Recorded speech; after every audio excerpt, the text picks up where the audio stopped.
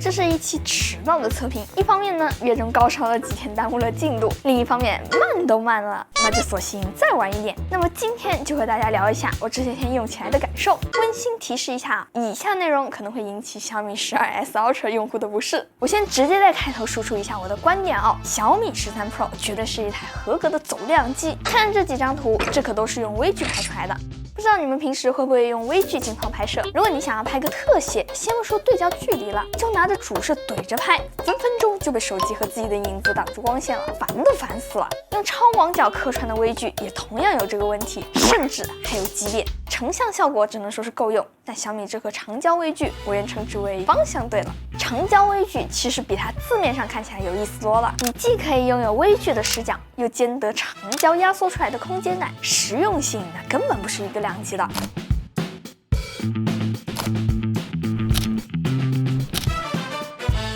小米这个最离谱的可还不只是这个同时还是一个实打实的真长焦镜头，据说是用了啥对焦模组，对焦距离是可以无限远的。说人话这相当于一颗足够牛的微距和实用的长焦镜头2合1了，实用性比一颗单独的微距强了很多。有的超大杯用户已经馋哭了，但可能还有的在嘴硬。那你看看这个，看看这是啥？2倍的独立开关。小米说要给 12S Ultra 加2倍，也说了半年了，结果你反手给我加到13 Pro 身上了是吧？来，我给你们看一下到现在超大杯也还没有这个2倍独立开关，你得要点到这个2级菜单里面，你才能看到它，麻烦。给不了解中长焦想在哪里的小伙伴解释一下，这个视角是真的非常舒服，本身就是更接近人眼效果的中焦段，不会说广角一打开怎么这么乱啊，没有主体。而且还有个好处，就是裁切的画幅你也裁切了呀，虚化就会收敛很多，大虚化出效果好看是好看，但是你拍吃的拍手办，尤其是猫这种条状生物就很容易过载了，2倍反而是最常使用的倍率了。主摄算是下了步好棋，1英寸确实是个好东西，倒不是说解析力要压榨到这个程度才叫强，而是1英寸对使用体验的影响实在是太正面了，减少烦人的锐化，提升成像速度，这种所拍即所得的感觉就很对劲儿。不过这个看起来影音最稳的1英寸好像有一点点翻车，看一下这2张 Pro 拍出来的就明显偏暖偏黄，老 Ultra 这里就更贴近本来的颜色的感觉，这几张情况又直接反过来了，多少带点离谱了。最不会期待米粉期待的就是MIUI 了吧？在经历了MIUI 12.5的拉胯，MIUI 13的平庸之后，我可以说那个熟悉的MIUI 又回来啦！这回是真嘎嘎流畅了，几个之前MIUI 卡顿的重灾区进入相机，桌面多轮应用快速启动，你都不用说小米11了，就小米 12S Ultra 这个问题都还没完全优化好，现在算是解决了。不过这相机加载速度和蓝厂比好像还有差距，总的来说还是该夸，但这种感觉就很奇怪啊！明明它只是满足了我们对系统的最低要求，但我们却总不由自主的想要夸它，还巴不得让身边所有人都知道这是什么奇怪的心理。上次有这种感觉还是苹果给 iPhone 加上了电量的数值显示，这点小事居然还上了热搜，感觉被苹果 KFC 了。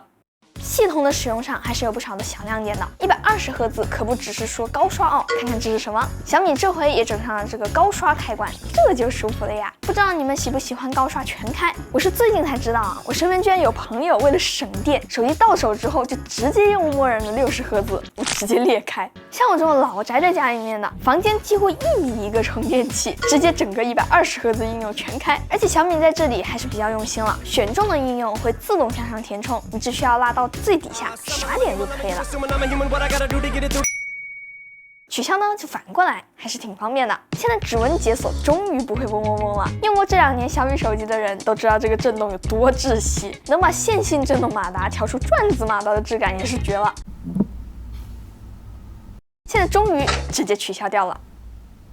12S Ultra 上面也加了一个可以取消的开关，史诗级升级的属于是老旗舰扳回一城。下方1英寸这可太小米了，什么越级吊打、同档无敌，营销的声浪大就完事儿了。大水冲了龙王庙的事情没少干，但现在看到这些改变，我还是很满意的。去年超大杯的表现之所以被那么多人好评，最多的推荐理由居然是流畅。但说实话，倘若不是等到那颗8架，就年初12系列那风评之后，小米的口碑还不知道会往哪儿走呢。对于13系列来说，守住就很成功，最起码别再退步，可别以为很容易啊！看一下11，再看一下12，